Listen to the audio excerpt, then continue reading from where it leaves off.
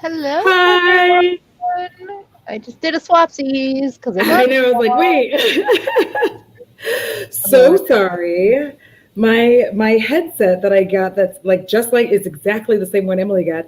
It was working, and then it decided not to work anymore, and that kind of stress made me need to pop a bottle. So prepare yourselves because this is going to be an intense pop. Prosecco. I think I need to get some more prosecco in my life. I haven't had any in a while. I've been sticking more with the ciders, but sparkly wine. Borrasca, drunk lady. Yes, I'm so sorry. I got the prosecco because one, it's good. Two, I'm celebrating being able to actually get on this fucking live stream. But most importantly, I am celebrating. I got new merch. Hashtag Salsa Taco. So I'm really excited about that. Yeah, Hi, that's Josh. amazing. So for those of y'all who are new here, this is Emily, the lovely Emily. I'm Audra. I do things makeup related ish. I put makeups on my face. I have a lot of sparkles and glitter on my face today. Uh, I love it. I was literally like, I'm just gonna do my makeup on stream because I decided at 7:40, I was like, I still need to eat. I want to put on makeup. I'm gonna paint a couple of nails instead, and I'm probably gonna order dinner while we're on stream because I didn't do any of the above. So I'm doing a very smoky eye, bright, deep, colorful eye with my Hocus Pocus palette. So just saying. yeah, I'm putting lotion. I don't even have my rings on because I was like, Audra does things. Side channel idea. Really, it's like Audra does things. Like I'm gonna do I some things. mean, Peter Mon has gotten a ton of subscribers just from Peter Does Things. So, Yeah, but Peter, like, that is his job, though. Like, I I mean, don't, currently this is my job, so yeah, that does make sense. Like, why would I bitch about it's so hard to post on another channel? It is when you have another job, but like, yeah. yeah. So, first and foremost, I just want to start this stream out by saying that these are playful, fun drags. All right, these are Yes. things that. Thank you. I was in my mood again, and I'm like, you should see the pictures, which you'll probably see Welcome tomorrow. and welcome everyone. That's Hi, like here. Bella. Yes, glitter Um, blush, glitter freckles, glitter blush, whatever. You glitter definitely. life. I feel like we like swap places accidentally because you're giving me like fairy, princess, sparkle, tree nymph, and I'm like smoky. I know. I love it. You're looking very vampy. Thank you. Um, yes, Alex Workquist. we might be pure chaotic energy after that beginning, but Yes, I'm as so Audra was sorry. saying, these are playful roasts, playful burns, Yes, all and just imaginary, because not real. if we're talking about it, it doesn't mean that like it you can't like it. Everything that I like, you don't have to like. Everything that you like, I don't have to like, and yet we can still be friends. So one of the reasons I want to bring this up, and I didn't think about this until later, but Emily and I were talking, like we do, and I always do these things the wrong way because I can't figure out like which way to move things on this camera because it's all backwards, and like I just can't grasp the It's concept. like backwards and like revert. It's like they Yeah, switched up every. I don't know. I can never do it yeah, I either. just feel I'm like, where? Okay, I'm just gonna leave it like that. You can see it how you see it. But one of the things that I'm often seeing, even like from y'all in the chat, on Twitter, on Instagram, I see it so much. How many people are like, I would love to start a channel, but.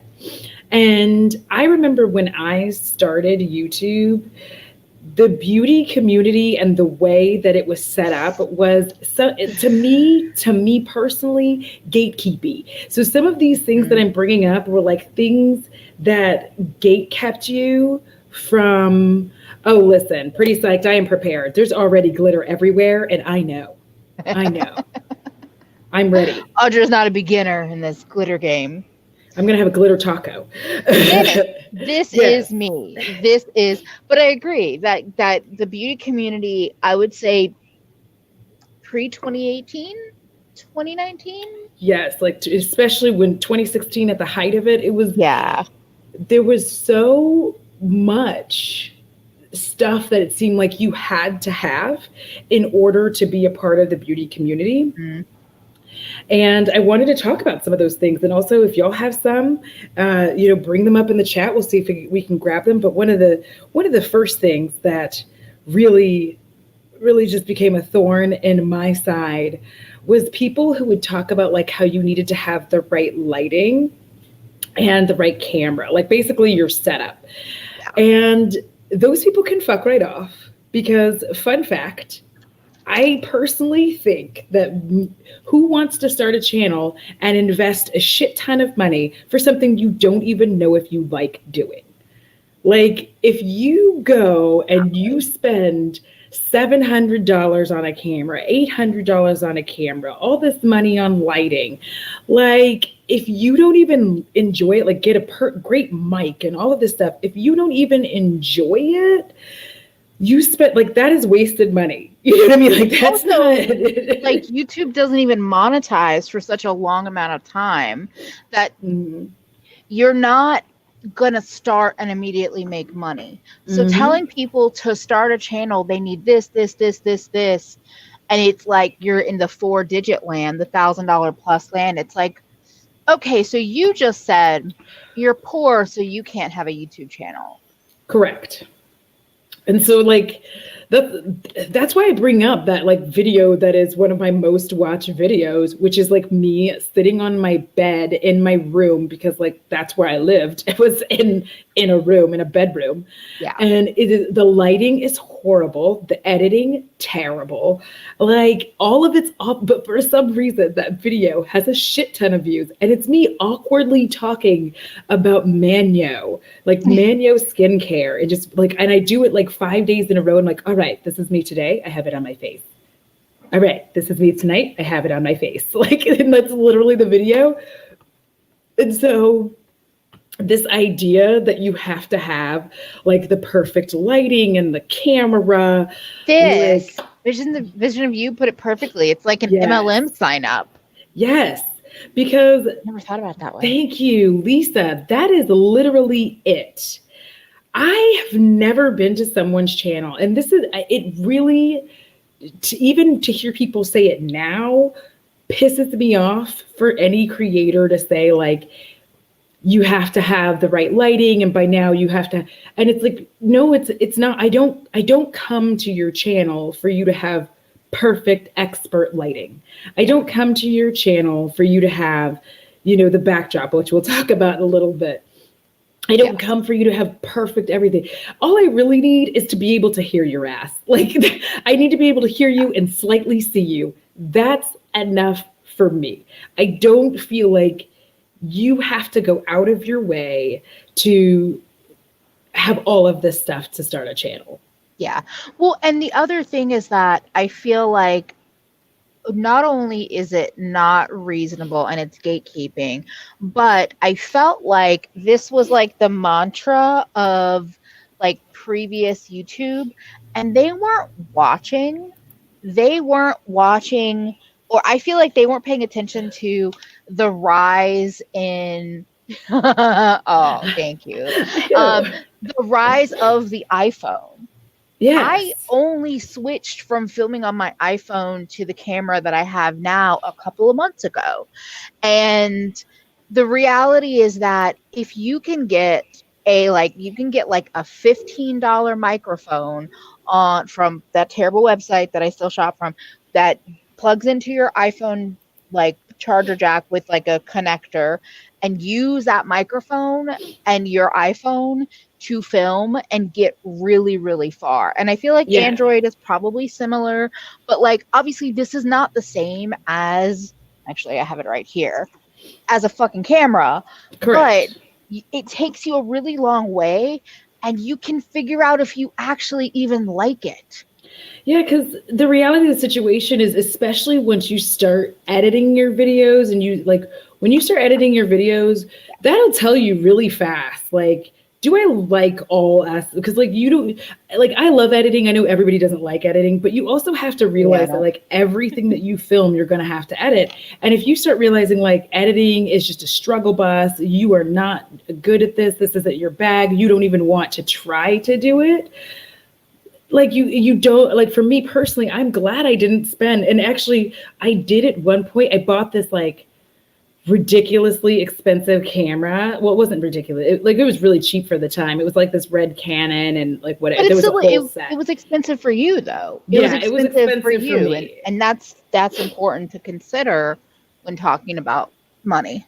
Yeah, and I couldn't even use it because I didn't realize that like I needed to be. I For some reason I thought you would be able to see it, and I don't know what I didn't know exactly what I was doing. That's part of the problem. So like Yeah. I had this camera that I couldn't actually see what I was doing when I was filming. Mm, So I ended up just using my laptop instead because I was like, I can't, like, it's just it was easier for me to use my laptop, and that's because when I was editing, like the way that my software was set up is it would like edit, like it would edit in this small, like weird screen. And so all my videos would be in a small, weird screen. So I would just use my laptop. I was like, fuck it. And also it was easy for me to just heft my laptop from place to place because I was just in a room. So when I started like filming, I would come out into the living area, which nobody spent time in. And then I would film mm, there and then like take my laptop and all my shit back.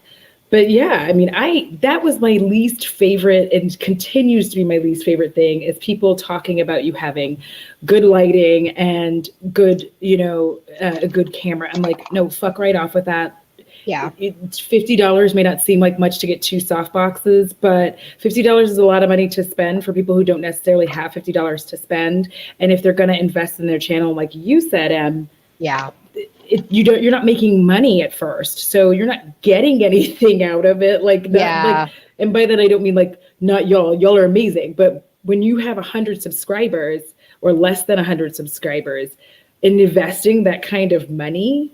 Doesn't make sense. Yeah. And at the same time, I also don't, and I saw it in chat earlier. I also don't love the other trend. I still hear it where it's like, just use your natural light. I live in a Oh, basement. yes. My overhead lighting, I thought I bought daylight bulbs. It's yellow as fuck. I don't know. I think it might be the actual glass that Yeah. covers like where the bulbs are. Yeah, those I get live getting in a dingy. basement. I live in a cave. I don't like it. It's not my preferred. I would rather live in a place that has a lot of natural sunlight, but that's not where my budget landed me on here in Brooklyn. Yeah. So to tell people just use your natural daylight, one, you're telling them that they have to film only at very specific times because Yep. daylight changes. You're telling people that they have to be in a setting where they have access to that kind of lighting. You're also telling people to kind of deal with a lot of like shadows and changing, and that means you Yeah. have to be fast at filming. I was slow. I Yeah. still am slow at filming. I was even slower when I first started. If I filmed solely on natural daylight, when I'm also a night owl, but like there's Hmm. all these different factors that again I think gatekeeps the concept of even starting a channel by telling people to use natural lighting. Yeah, because I mean, you've seen my house, right? So like, Yeah. where my natural light is, like I would have to film in my bedroom, which I'm not comfortable doing. um, I don't want to film in my bedroom, because also like that's where me and Bo sleep, so like I don't want shit tons of equipment in there when I'm tired, and like I don't want all my beauty stuff, like I'm gonna have Yeah. to cram all this stuff into a weird spot to film, and I don't want to do that. Whereas if I film in my kitchen, like I am and have been doing, if I film here, I have space for all of my shit. Like I don't have to go find space for my shit. I have space for all of my shit. I have to use lighting, but I'm not dealing with the changing light. And here's the thing with Texas, all right? The sun here it's intense. So I have to pick and Thor knows, I would have to pick the exact right time to film Yeah. indoors so that I don't have so much light that it's washing me out, or like it's darkness, like because of the way that my patio is situated. So I literally would have like maybe 45 minutes to be like, all right, here I am to film this video. Yeah. You'll probably see, I have a feeling that a lot of the things we're going to talk about tonight focus on gatekeeping in the community and how we're glad to see that gone. Yes. Or how we want to see it gone, how we're pretending, at least in our section of the community, that we're getting rid of it. Because I just feel like there is so much when it came to just starting a channel that felt so overwhelming because it's like, okay, so not only, and this is a trend that I feel like has died off more, is Yeah. like, so not only do you have all these setup things that you're expected to, you get your ring light, you get your soft boxes, not only do you have to get a bunch of shit, it takes up a ton of space. It So like does. if you're only in your bedroom, even where I'm at, like the space that I have, I'm like these fucking soft boxes, this fucking tripod, like always. And it's also because I have Yeah. cats, and so they like run and move things, and it's just like I love doing this stuff, but also it's annoying. But Yeah. the other part that always felt so intimidating is that everyone is kind of expected to get all the new stuff. Everything Yes. that comes out is expected of you to Yes. have, whether you like it or not. Yes, Yeah. and I'm so glad to see that trend dying. Like more and more of us outright saying, I am not going to buy every single thing. It's not going to Yeah. happen. I'm going to buy what I'm interested in, but I'm not going to buy everything because I am not going into debt for views. Period. Mhm. Point blank. Done. I'm not going into debt for views. It's not going to happen. And I started that pretty much from the jump when I started my channel. And that's one of the things that started me being like, I can't be in the beauty community because very much I was like, well, I don't have all the shit. So obviously, I can't be a part of nobody's it. going to watch my channel if I Yeah. have like my 2 BH Cosmetics back to Brazil palettes. Like, Yeah. that's how I felt. It's like nobody's going to want to watch it.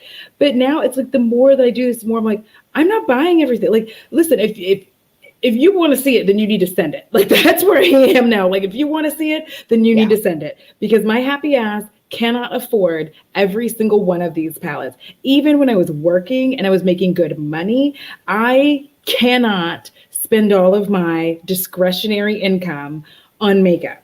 Yeah. Like, I can't, like, cause like then I don't need any food. Then I don't pay any, like it's just I won't. I like to eat. I want to be able to go out to eat. I want booze. I want to Yeah. drink my prosecco in my sauce the taco mug. I was gonna say that I didn't mean to highlight, but yeah, I think that's a trend of like having new products. Like I think it's important, but I think the thing that I've found is that at least, and some of this is also like trends of viewing YouTube, and I feel like at Mhm. least for me, the kind of YouTubers, beauty creators that I'm watching and paying attention to, they bring in new stuff. Hey, Yolanda, I love seeing your face here. Welcome. Um, they get new stuff, but they're buying what they're actually excited about. Yes. That is such a happy thing to see. Like, I'm totally cool. If you are excited about all of it and you want to buy all of it, fucking do your thing. Yes. Yes. Like, but if you don't actually care about like ashy silver and gray tones, why are you talking about the Natasha Denona Glam palette? Exactly. Like my feeling is I don't, and here's the thing, I learned this from doing subscription boxes as long as I did. Because the subscription box game is very financially intensive, BT dubs. It is Yeah. extremely financially intensive because you have to have new boxes. Because realistically, you can't just unbox a BoxyCharm and unbox Stitch Fix. Those don't Yeah. come like you. Then you only have 2 pieces of content like a month unless you get You all have of to the like find new BoxyCharms. ones to subscribe to, and I'm sure you have more to say about that. Yeah, you have to find, like, I think it was my subscription addiction. Like you have to go on these Yep. sites, find all of these different boxes, get these boxes to come to your house. So it's very financially intensive for you to be doing that. And I started to learn very quickly that if I was unexcited about a box, like I got a candle box, I'm not going to name them, but you can clearly see in the video that I'm not stoked. I literally got it because I was like, everybody else is doing this box, so I guess I may as well. And you can clearly see, I'm like, it's a candle, and I like candles. I do like candles, but like I'm not psyched about candles. Like I don't lose my shit over candles. I'm not like, oh my gosh, I have candles person. Like Yeah. I like having candles, but I was obviously not having fun. And there's a few other boxes like that. And there's even stuff that I didn't actually upload because it was Mm-hmm. so obvious that I was Yeah. just like, yeah, so like this is, it is like, ugh, ugh. And that's the same way I feel about makeup. I don't want to buy makeup that I am completely, like there might be stuff where I'm like, maybe I'll try it. And then I could be surprised. Like, Nobody come get me. Nobody come for me. All right? We're friends here.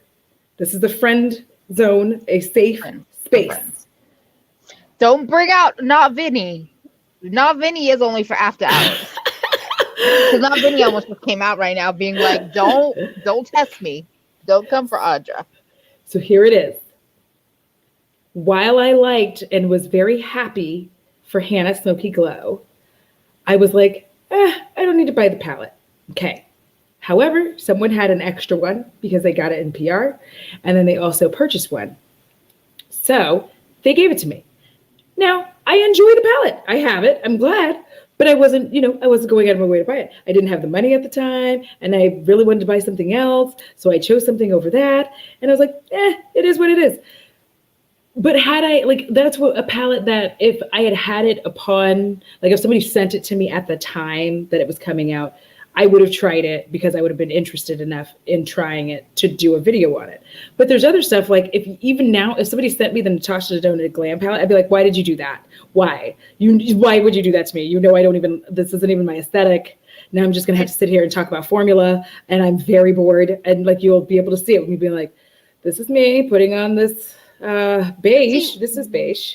we have a similar thing, and I think I said it, but I feel like in a lot of situations this opinion would not be well, like basically I thought I wanted, and then I very quickly realized I didn't want the Mel Thompson Sydney Grace palette. Now, Yeah. Sydney Grace does some good formulas. They really do. I don't have enough of their shimmers to like I'm a duochrome kind of bitch. It's like my go-to. But like they do a really good matte and shimmer formula. Their shimmers are bomb. And so if there was going to be an indie brand doing palettes that I would buy from, it would be Sydney Grace. And there was bits of her palette where I was like, yes, I want it. And then I had to like step back and realize like, no, I don't. Like, it's cool. It would be cool to like support the collab. Some of the colors are really pretty, but I don't actually want it as a whole palette. And I don't think I would actually enjoy it as a whole palette. I would review it. I would do looks with it. And then I would probably take it apart and use them as singles in some way, shape, or form. Yeah. But I didn't want to put my money into it, even though theoretically I could have gotten some good views or good thoughts about it. So I felt that way about that. And then also the Robbie D. Christie palette, I had no fucking desire for. And I kind of hate it. Not hate it. I don't get the hype. Mine was just that I wasn't going to use that whole other side. And that was my thing. And as soon as I knew, I was like, I'm not going to use this whole other side. I am a colorful ass bitch. I am not going to use this other side. So for me, the cost is not worth it to have 18 shades altogether, and 9 of them I'm not fucking with.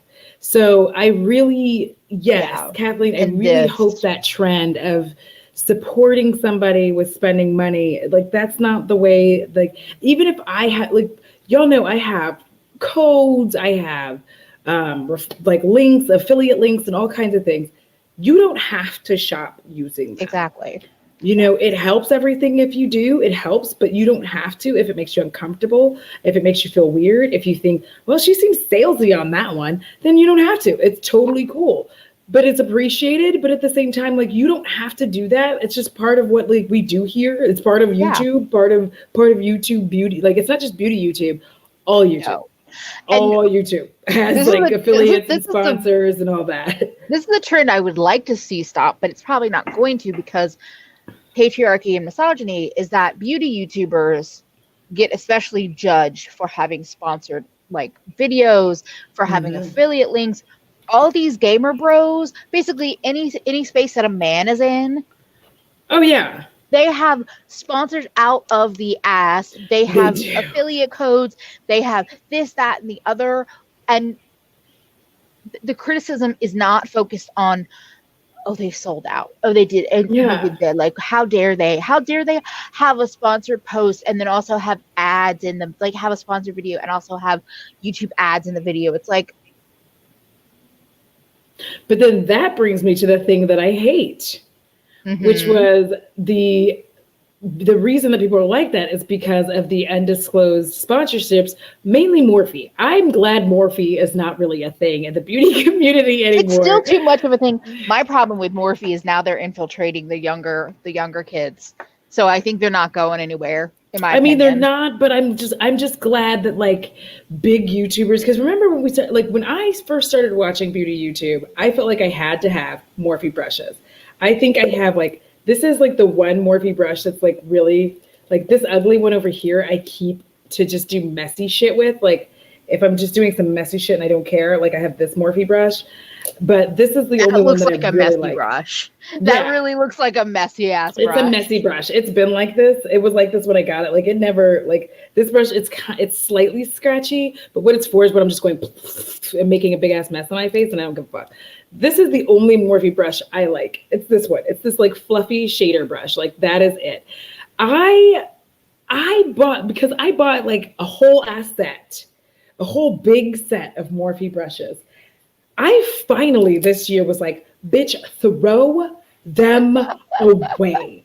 I tried to use a blush brush. I'm like stabbing myself in the fucking face. It was painful. I was like, oh my God. And like, am I supposed to be running from my blush? Like, but the way that like it was just everywhere. Morphe, Morphe, Morphe, Morphe, Morphe, Morphe. It It was was. just, It's not as bad now, that's for yeah. sure. Because they ruined it. Because up until then, like we didn't understand that they were getting paid. Yeah. I still think that on a whole, I think the undisclosed sponsorships are unfortunate because it Facts. skewed the entire. Oh yeah, BH, even Wet and Wild, Elf. I'm glad like there. It's so interesting to look back on like how long I've actually been watching YouTube and how much I was like almost influenced. How many times I almost bought the Jaclyn Hill big white Morphe palette. How many times I almost bought the Manny MUA and Makeup Geek palettes. How many times I Yes. almost bought certain things, but like I think because I was a little bit older than a lot of their target audience, I just kind of I could sense the weird, but I am glad that Morphe is out of the picture. Yeah. Oh my God. Yes, You're please. just fucking yourself up with them. Like you over here jacking yourself up with them Morphe brushes. Yeah. Just like, Like, who cares about my like Morphe brushes are what you use when the end of the world is coming and you're just like, I just need to put something on my face before the lava comes. yeah, Like it's just bad. I think I have one Morphe brush. We talked about this. There's a I don't even know if Ricky's still exists. They probably I feel like they closed. But Ricky's NYC used to have the brushes loose in store, like the Morphe brushes. So you could actually feel them and see them. And also when they're sold by the piece, they're not as cheap as you think they're going to be. Because like I would see that price and be like, why wouldn't I just go buy an Elf brush or a Wet and Wild brush? Like, why are you charging me this much? But if I caught them on a random sale, I think I have one kind of like tapered, like would be like a big like under eye concealer brush. But I don't even. It was just like one brush, and I was like, this is fine. and I'm gonna But take a no, minute here to be like a small perverted child and go, some in your there may be box. some in your box, Fifi. Okay, I'm done. Yo, I'm box. done. Okay. I'm so done. I'm so done being a child. Yeah. But yeah, I just Morphe was You one of are those very things like unsullied, Isabel. Very unsullied. you're so good because Morphe really to this day I feel like that's where all that saltiness comes from. Even with people saying like, you put like so many ads in your video, and like I saw Abby have to defend that and be like, bruh, I put in ads like I normally do. It's every like I think she said every 5 to 6 minutes. Yep. She's like, which is no different than your standard TV show. If you don't like, and that's why I get YouTube Premium. I have YouTube Premium. I pay for YouTube Premium because then I don't have to Worth worry it. about watching the ads. And it's actually, I think it's actually more helpful to creators than the other. But I need to do the math.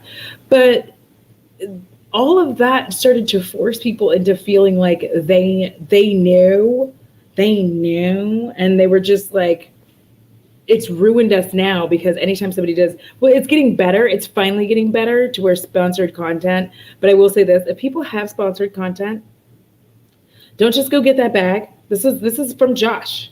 Okay, Yeah, this say is a good something one. about the sponsor. Say something Yeah. about it. Like I was watching As Told by Kenya. She had a sponsored video, and I said something about how she looked pretty in the sponsored like video and how I would like to buy it, but it's just not my aesthetic, because it's true. It is not my aesthetic. It's just like pretty girl jewelry. She's a pretty girl. I'm a pretty girl, but I'm a creepy girl. So I needed creepy jewelry.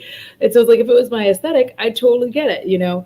But Yeah. when you watch, if you watch the ads and you see, or if you see that somebody's sponsored, try to like make a comment about the sponsor. Even go visit the site, Yeah, just because click through. You don't yeah, have to like buy anything. And because when you first said it, I didn't catch the whole thing, so I just want to clarify. Rather than saying just like, "Yeah, get your money," or "Yeah, get your bag," like in the hmm comments, say like don't just applaud them for getting a sponsor. Say like, oh, like even also sometimes be like, oh, I haven't heard of that brand. Like, let's say it hmm was you and Nomad, even though I had heard of them. But for example, I'd be like, oh, I've never heard of Nomad Cosmetics. That palette's cute, or like, and it looks good on you. Things like that, like where yeah. you're mentioning the brand name Like if and Baraska complimenting. decided to sponsor Yes, me, you would be like, exactly. Baraska, they make prosecco. Sounds great, you know. Yeah, Yes. yeah. I mean, here's the thing too: is that there is still, I believe there's still a lot of undisclosed sponsorships Yeah, happening. I feel And like we that too. talked about this like early, I think in 5 for 5, we're in this series talking about Be safe, Alexis. certain. Oh, good night. I'm sorry you're not feeling well. But like I think there's still times where like you hear certain wording, certain terminology, and you're like, I've noticed this same thing in multiple other influencers' videos. Yeah. But at least I guess at least I'm glad it's harder to do. That's what I'm hoping for. I mean, y'all see my awkward ass trying to even like do PR and be like, this is PR and it does this and this is a code and this is these things and I can make money and blah. Robot. Like, because it's very awkward for me. Because I'm not used to it at this point. But yes, Yeah, I would like to see this trend die. this is a huge trend I want to see just fall off a cliff. Because if you don't like someone's content, you can literally just click off the video and go watch something that you do like. I have never in all the time that I have been watching YouTube, and it's not all beauty YouTube, I have never, ever, ever been watching someone's content and said something shitty to them about their content. I have never done it. Not even because I am a content creator, because there was a period of time where I wasn't necessarily like creating content regularly. It's because it doesn't, what is the fucking point?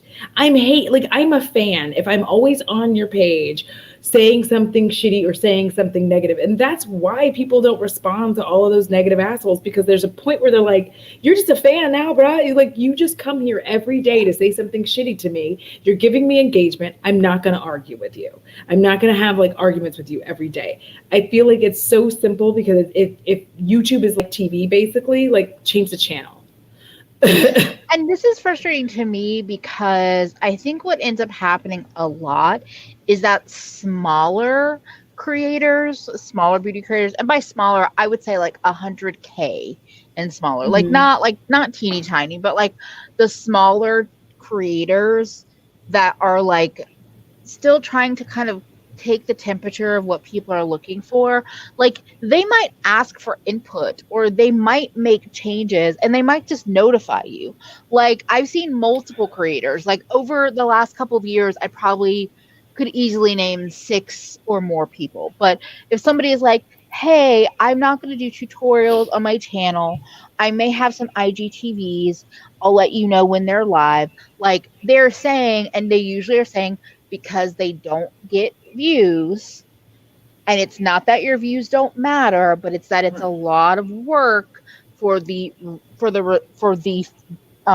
return investment is low, and it also can fuck up your own channel, because if you're not getting views, if it's like good video, bad views, good, like YouTube is confused by that. They don't like that. Yeah. So I just get really frustrated when I see so many creators get so much hate for adjusting what they're doing, trying something new, not doing something that feels old and stayed to them. Like, they might be informing you of the change. That doesn't mean you need to react to it. If you Yeah. don't like what you hear, you can just unsubscribe. Yeah, because I mean, like for me, like for my channel, right? Like my Terror Tuesdays is always evolving. And it evolves because if I'm being perfectly honest, and I'm going to talk about this in a video, but I'll talk about it here anyway. I don't care.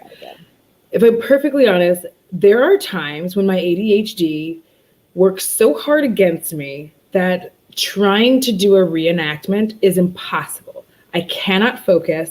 I can't, like, because I try to watch the movie before I do it. I tend to try to watch the movie like 3 or 4 times so that I have all the like big details of it, and then, you know, do my reenactment.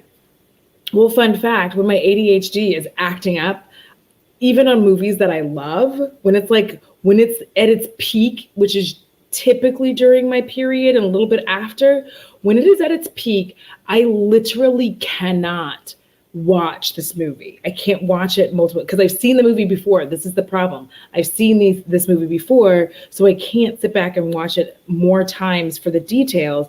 And because I can't do that, I can't actually get it together to like put all the pieces together to film it. So I'm like, okay, I have to be able to have like spaces in between that. And I start moving it around because I'm like, this is really difficult for me to do when my ADHD is on high because I can't even like not even just watch it, but also to film it. So I'm trying to film it and then I get distracted by literally everything. Yeah. Like just me going, oh, I'm hungry. And then I get up to go get something to eat. And the next thing you know, I'm making like some random little gourmet. My camera's been running this whole time. I've drained the battery. And it's literally like there's 20 minutes of footage of just this. So it's like I have to make changes to the way that I do my content to help myself. Like some of y'all may have even noticed that with my bops and flops. I had to change that because I was like, what, and I'm trying to make sure that I'm taking notes, but I can't take too in-depth notes because even I won't read my own notes. Like this is the life that I lead. If it's too in-depth, I'm like, oh, that's too much. I don't want to read it. And it's my own fucking notes. So not even that you won't. It's just your brain just goes, fuck you, Audra. I don't want it. It just gets too hard. So then I'm like, okay, well, so all of that to say like, people are allowed to change. They're allowed to experiment with their content. Yeah. They shouldn't be forced to do something just because other people like it. Yeah. Like I wouldn't. Oh yeah. Go ahead. No, go ahead. No, that was it. Okay. I agree completely. And I think that also like, yeah, again, it is free content. Even if you're watching ads, like it's free. And we are people. And also, guess what? Having a YouTube channel, filming and editing videos is a creative job. It's a creative hobby. So sometimes we want to fucking change it up because guess what? We're tired of what we were doing, or we don't feel the feedback or whatever it is.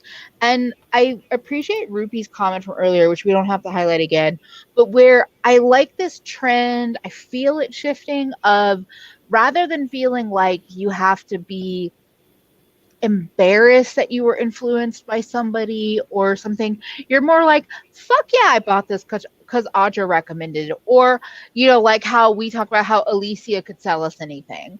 Like the idea of like repping the creators that you love when you're on a brand's website, when you're in their IG comments, like that is how a lot of these, I would say, like mid people that are kind of transitioning from like small creators to larger creators, but especially those that are from marginalized populations, meaning Black women in particular, Black men, all of that. That's how they get PR in a lot of situations. I'm so sorry. Are you okay? Just feeling all the feelings. I got like in my feels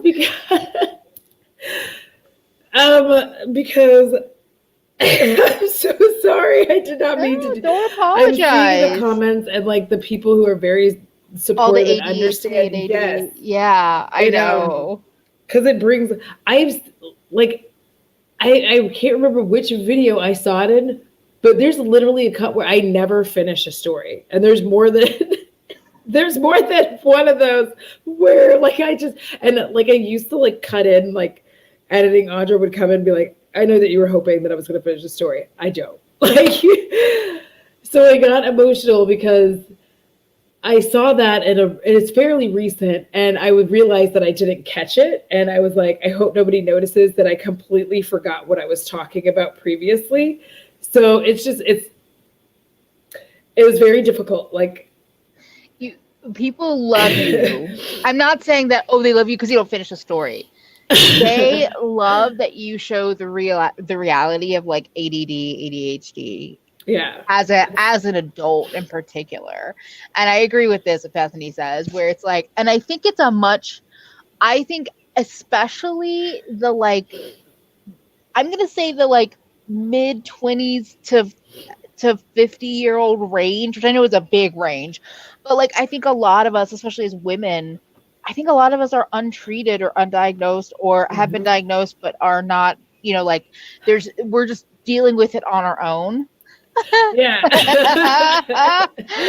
I feel like you need to film that little like sound clip and just have it in Yeah. your like library. I know. Because Um, it's rough. Like, I wish people could really understand because everybody like thinks that it's just like, oh, I have a Audra hard made time Audra paying cry. Her attention. mood And made it's Audra cry. like, right? And it's like, I'm like, it's not that just that I can't pay attention, it's that I can't keep this all in one space. I Yeah. can't keep it in a linear path. If I even look in another direction, it's very easy for me to be like, oh, so we were talking about da, da, da. Ooh, I love coffee. And it just like, and just trying to rein No. that in on the Yeah. regular is just kind of a pain in the dick. And just to have that much support, I'm so sorry. I did not mean to like Do not get weepy, but like I've had a hard ADHD month, and it's Yeah. like moving into the next month, and I've just my insomnia and all of these things, so it's just been rough. And so I appreciate you all. So like, Here's the thing is that and I was gonna say your authenticity, that okay, like I think one, being able to be open and being as much of yourself as you feel comfortable sharing on the yeah. internet, I think is like the best. Oh, hey cat. Wait, I'm trying to pick Y'all stop that. being nice. It's giving me the tears, and I already took And pictures of happy it. squirrels too, because I'm not diagnosed with ADD, but I think getting to know you honestly over the last, now what, 8 months, damn, Mm-hmm. 10 months, whatever, Oh, it's I almost a don't, year. I know, We're I about to have an know, anniversary, a I friend know, friend anniversary. Okay, anniversary, sorry. but I just oh wait,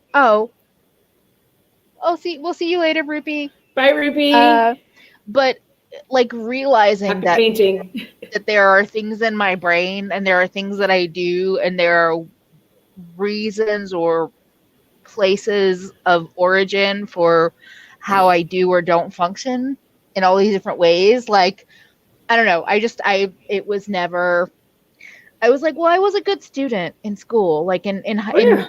and then I'm like, oh no, as an adult, I'm like, wait, all these things are happening. Why are they happening? And I think a A lot of lot it of is, women are good students.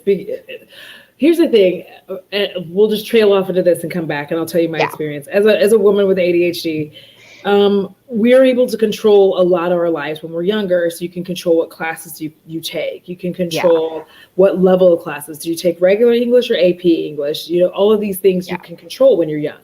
You get older and those controls disappear because you have a job, they have these expectations, and you can't dance around the issues that you have, right? Like you have to kind of you confront it. And when it's ADHD in women, people hear hyperactivity and they think that this means, and I'm not saying that men don't have this either, but specifically for women, they think that it means you're like everybody bounces off the walls. Hyperactivity bounces off the walls. This is why this is attributed to boys more often than not. For a large amount of women, I was diagnosed around that age as well. Yeah. And the hyperactivity is your mind. It's not you physically being hyperactive. So a lot of people don't understand that it's not just about you being physically like, oh, it's also about the fact that, like I was telling you, Emily, I wrote stories. I used to write books, and I still have these books, and I wrote them when I was young. Fun fact, I couldn't go to bed until like I wrote all the things that I wrote until I was like dead ass, like falling us, like, because I couldn't go to sleep because it would just the story would continue and keep moving. And I just didn't have any more options other than to keep writing the story. And now I have melatonin, but I still have to be very careful with that. But it's very rough because with women, we're having a large amount of women, and even women who, like, people who have transitioned and they had ADHD before, with adding the female hormones is more than likely, I'm not going to guarantee this, but is more than likely making that whole thing even in the brain, because when I'm on my period, it's so bad. It gets so bad that those are the times when I can't form sentences. Yeah. When you know, when I'm talking to you and I'm like, and then I have to take these breaths and go like, wait, because I realized I am making no sense. Thank you, Kaylin. And welcome back, like, Nusha. Glad to have you back. I know. And so it's just, it's difficult times. And I think that women are often not diagnosed because we're doing well in so many aspects of our lives, and because we're not bouncing off the walls, so nobody cares. They're like, oh, you're doing well in school, you're not bouncing off the wall. And it's like, but this isn't still. I don't sleep. Like, I don't sleep. And oh, that's interesting. Wait, what Thor said. But for me, like, and so because Visions of You said women tend to be better multitaskers. But I also think, okay, from my perspective on how I was raised and getting to this point is that I didn't have a choice but to be good in school. I didn't have a choice but to do all the things. Like, I felt like I didn't, in terms of like being a kid to like college. Well, not even college, to like leaving high school. Like, it was just family expectations. And so I don't think I even had the space to face what is my brain actually doing. Yeah. And then in college, I just kind of, there was a lot of different struggles. It was a rude awakening. And so, but I still didn't have the words for maybe what I was dealing with, whether it was depression or ADD or ADHD or what, or a mix of all these different things. And it's really not until I've gotten, honestly, college into my 30s in the last 5, 6, 7 years, like late 20s, early 30s, that I've understood more about how all these different things can interact in your brain. And I truly think the idea of like women are better multitaskers, or I think that's societally forced upon us. Yeah. And I think that we get to an age when we're just like, wait. What the fuck? Like, why am I, like, just the whole conversation about like women, moms at work versus the dad. It's like, why am I working and taking care of the kids and cooking dinner and all of this? Why is that expected of me? And then you as the man can just cook. But that's a whole different conversation. But this actually, to veer back into trends, what this makes me think of is why I'm so happy that people are being themselves more in the beauty space. I don't have time to. Oh, a quick note. Thorn, I think mine might be fucked up because of my endo. That might be my problem. Because I have endometriosis, so mine's all like. I'm sorry I hissed at all of you. But that is because of my endometriosis. It like completely fucks everything up because I have things where they're not supposed to be. Um, yeah, women. I hate the idea that we're supposed to be so good at multitasking because I'm not actually good at multitasking. Yeah. I think as women we generally are like I'm good at but we're not. We think we are, but like we're not. Something's getting Yeah. fucked up somewhere, and that's fine. It's not. It's like it's not bad because you're not supposed to be like you don't have to multitask. Like Agreed. Also, somebody said this to me once and it stuck with me. I don't think anyone actually multitasks. I no, think we kind of shittily do 10 things and we yeah, pop between them. But we're not, in a lot of ways, I mean, unless you're like walking and talking or chewing bubble gum and walking, like there are small levels of that. But are you actually doing work and on Twitter and like texting your friends and listening to a podcast? No, no, you're you were either not. doing all those things terribly or you're just popping. And I think this goes back to the ADHD. You're like Yeah, popping in between the hyperactivity in the brain has you popping in between all these different activities. So yeah, that's that's my it. but yeah, I'm so happy that more people are just being not just these cookie cutter women on the internet talking about Yes, that makeup. is a trend that I'm glad is gone. Is the trend of like, hi everybody, I'm a beauty YouTuber and I do beauty. Look at my Bring! sequin Like backdrop. that's the other thing. I'm fucking glad it's gone. Okay, can we please talk about the backdrop situation? And I'm taking it all the way back to Flora Lisa, who was like, I low key hate those like twinkly backgrounds. I do too. So here's a fun fact. I deliberately, because this is my wall anyway, because I wanted this wall to be my horror wall, and it's literally right in between like two doors, and I was like, that'll be perfect for me. Deliberately set this shit up because I was like, I don't want to put a backdrop. I don't want like this weird backdrop behind me that's like Yeah. not my because like this is my house. I'm not why am I trying to pretend I'm not in my house? I'm in my house. I am in my kitchen. But like I have one of those open floor plans. So like this is the backside of my kitchen. You know? This Yeah. is there's a door over here for coats, and then that's my bedroom door on this side. Like, and then on this side of everything, kitchen. I am not trying to pretend that I'm in anywhere else than my kitchen. I don't putting this fake ass background behind me. And I don't begrudge anybody who has a backdrop and all that shit and their fairy lights. And I don't begrudge you. But I'm actually thankful that for the most part, that trend has like taken. You only see like really big old school YouTubers still really doing that whole like, this is my backdrop. I'm in front of it because it just seems so impersonal. I feel like Like I get it. Okay, here's the thing is logistically I get it if it helps with your lighting because a lot of times the reflection of like that or if it's always dark and you like okay so my example is I think of somebody like Angelica Nakefist.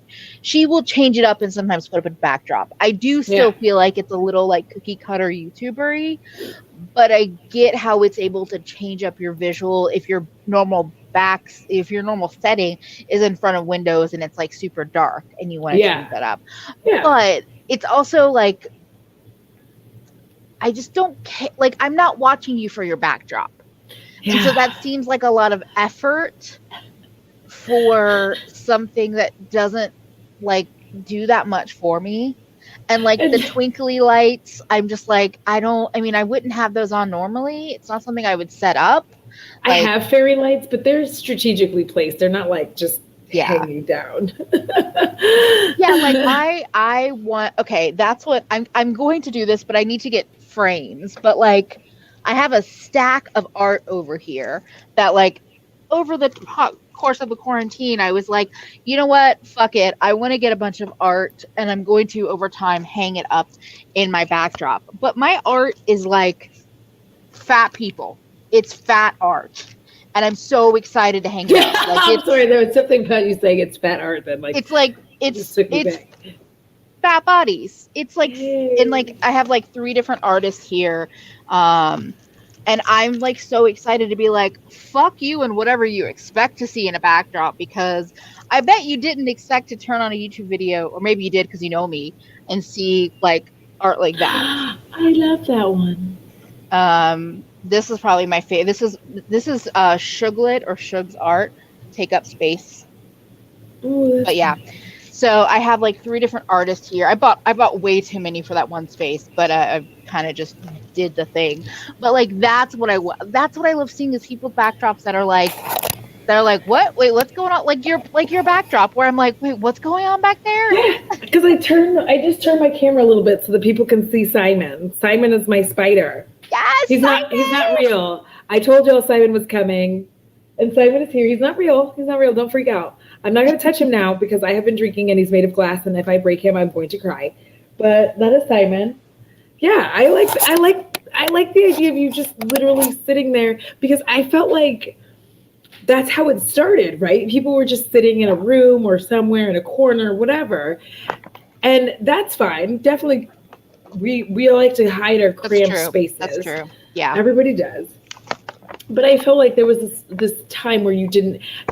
And I think the thing of it was, the reason I'm glad that they're not such a huge thing now is it goes all the way back to that gatekeeping aspect. If you didn't have Yeah. the fancy fucking background, which, child, by the way, when you ordered these backgrounds, like, nobody told you that you had to unfurl it. You had to be like, and then like lay it out and let it uncurl. I was Like, gonna you had say, like clips. You have to clip it to something. or if it's fabric, do you have to iron it? Does it come, if it comes wrinkled, you have to I have an iron now. I don't have an ironing board. Also, I didn't see all the comments, but thank you to everyone that's excited about my bad art. It makes me happy. But yeah, I just the paper backdrops, like I bought some for my overhead shooting that are more for Halloween kind of feelings, but I would never want to hang something like that because it's so annoying. Yeah, I mean, because they weren't like, very few of them were actually like fabric. They were like that weird in between being like cloth and paper, claper, and you had to like I don't have the space for that. and then you had to like iron the bitch and then like steam it, so it would be, first of all, just so it would be flat enough. And if you didn't do that, like, you had to have the like little hangy thing that you hung it on. And that's the shit nobody told you when you originally ordered a backdrop. You had no idea that it came like in a tube, and then you get it and you're like having to unfurl the bitch. Then you unfurl it and like lay it out, and then you realize that even after you've laid it out and crushed it down, it's still gonna curl. So now you have to get the little like fucking holder for it. It just seemed to become like more and more expensive as you would look. Like, I got the fancy fucking lights, now I got the backdrop, and now I need a fucking holder for my backdrop. So it started to become way more than effort than you needed. And I feel like it made people feel that if they didn't have the perfect like droppy hangy background that showed that they were just like everyone else, I'm just like the other girls, then you weren't going to be accepted into the club. So the replica things are cool, but they're expensive. You can get backdrops like that. Like the ones that I got a set. It's 3 pieces of it's like that. It's not laminated because they're not glossy, thankfully. It's 3 pieces of paper and they're 2-sided. But I've had them for like 2 weeks unfurled and they're still curly. They still curl up at the end, and I'm just like, that is the other thing that I fucking hate. And I'm glad that as a trend, well, I don't know if it's a trend that stopped. I think big YouTubers still have like that studio space or that special beauty room. Which I'm glad that's ended. For the most part, the beauty room. I think we've just stopped watching those kind of creators. Yeah, I don't even think we stopped watching the creators. I think that like the beauty room tour and This Is My Beauty Room has taken like a slight left, where like people ask to see and then you show it, whereas before people were just like, this is my beauty room. Because I'm like, this is my beauty kitchen counter. Come to that Vinny made me standards. It's all backdrop. God damn it, not Vinny. Yeah, I would love like I would love like those dreamy setups. Yes. but that's not my life. And I'm also like, yeah, okay, here's the thing that I did. So I saw like Alex drawers were the trend. Oh And my then I feel God. like there was a time where then these bigger YouTubers were like, no, no, no. I need to find something better than Alex drawers. Like I gotta find something more special, more better. I remember ShanXO, who I used to watch, had like custom cabinetry built, which looked pretty fucking awesome, I have to say. I remember when Desi found the like clear container storage boxes, which I have since heard a couple of different people say I actually hate them, and they're not like I'm not that happy that I bought a bunch, and they're not cheap. But like I feel like everyone was trying to find like how to be a beauty YouTuber but not be a regular bitch, and like Yeah, try because to like find the next thing beyond Alex drawers. even Hannah talked about that, how she would like keep stuff because she wanted her beauty room to look full. And Oh, it's and like, that, yeah. and it's just like the whole idea that you had to have a vanity behind you Yeah. showcasing all your makeups. So like the idea that you had to have an entire vanity behind you showed, like, I think that's weird. And here's the other reason that I think that it's weird for me personally. This is me. If you enjoy it, you enjoy it. Have a good time. I think it's weird because there's literally stuff that people have back there that they never use. They never use it in a video. It's just on display. But I mean, we have a lot of shit we don't use too. Well, but that's the thing is I'm like, this is palette week. I just made it up. I started it. So like, And I but don't like have I'm hate trying to towards. go through. But what I'm saying is I just found it weird because I feel like it fueled that collection mentality, which I'm kind of glad that that's starting to slide away. But Yeah. it fueled that collection mentality where if you saw somebody have like every palette ever made by ColourPop on their Yeah. fucking vanity, their like vanity back there had every palette, like it just like it fueled something within you, right? Like Oh yeah, no, the seeing whole that like makeup beauty and room thing. And okay, first of all, I want to say I wasn't hating on the Alex drawers. I was more hating on the like, oh no, no, no, that's basic makeup, bitch. I'm better than that. Like I'm yes, fancier than that. And that's what annoyed me, because I was like, the IKEA is not cheap. IKEA is not. it's Not not. for the work that you have to do once you get No, it. If I had a car situation, if I didn't live in Brooklyn, I would really use thrift stores for finding furniture. That's my take on it, or like used secondhand stores. But I felt like everyone needed to like do the next level.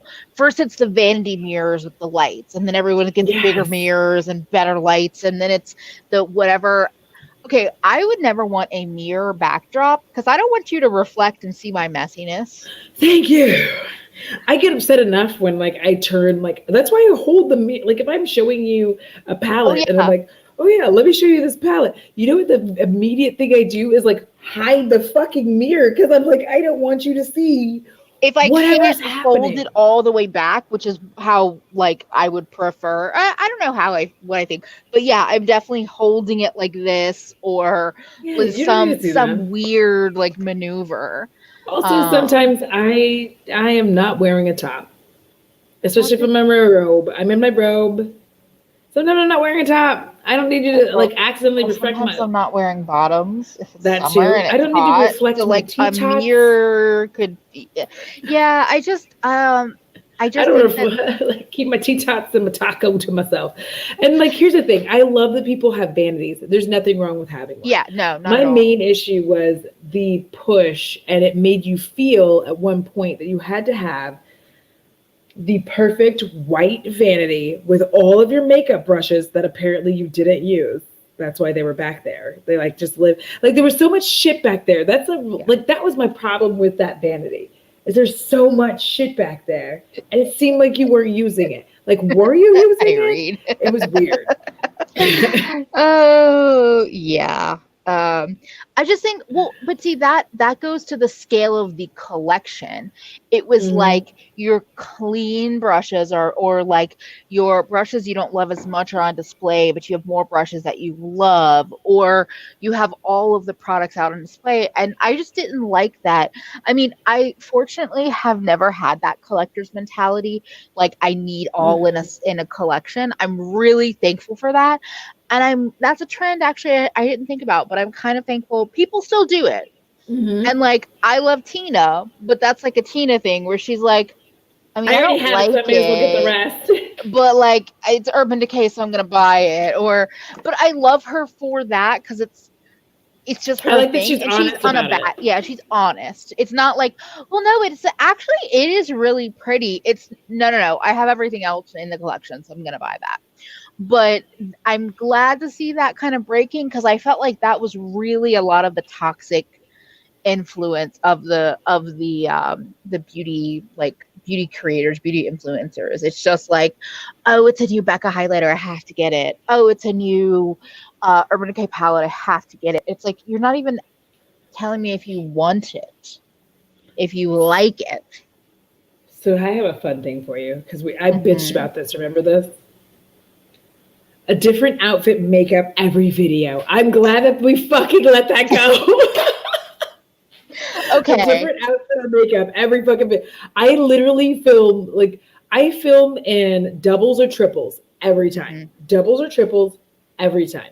Because I'm going to one, get the most of this makeup, two, not make my skin angry as fuck. Because like if I can have a break in between having makeup on my face, especially right now, because I don't work, like I don't go to a physical job.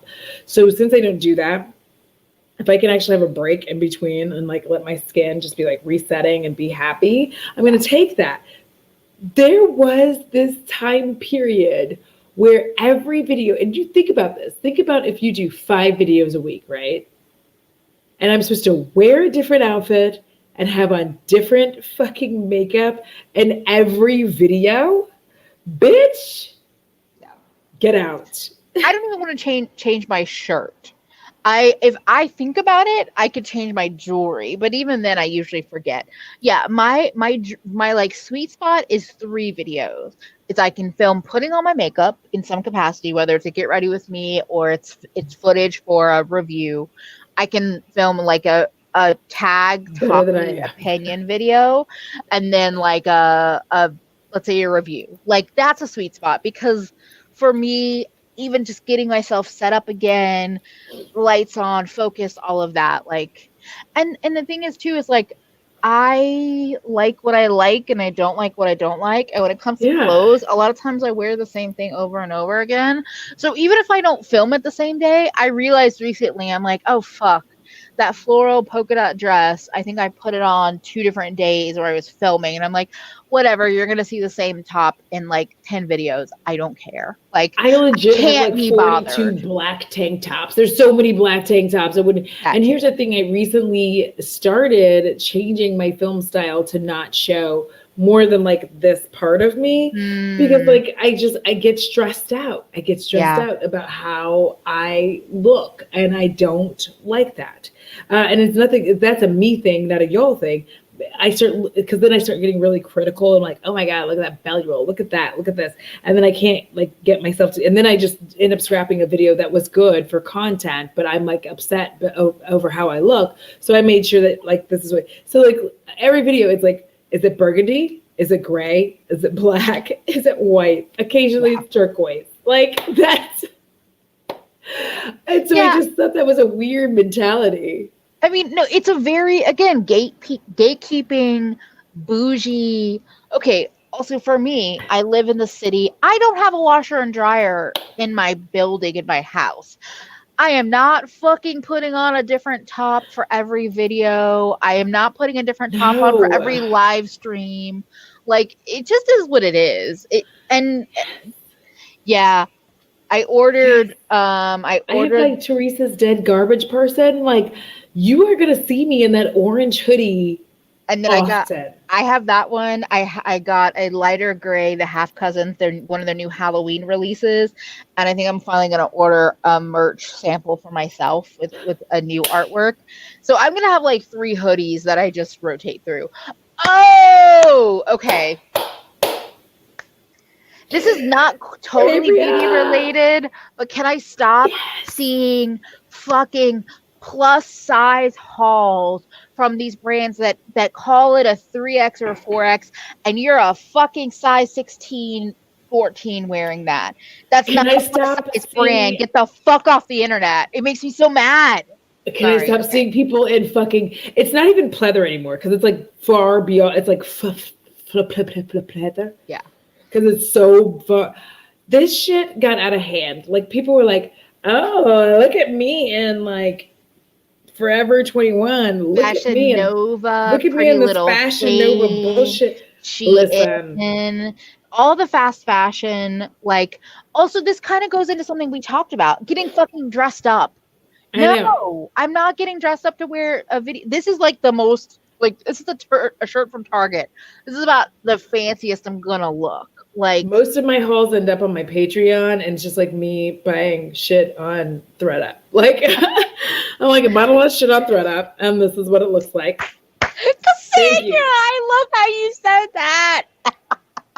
Thank you. Legit fat bitches that are angry about the world. Like, if I had more money, I would buy there. Yeah, okay, that's a different conversation. if I was a rich girl, no. I'm sorry. I would be supporting all of these indie fat brands. All like just yeah, okay.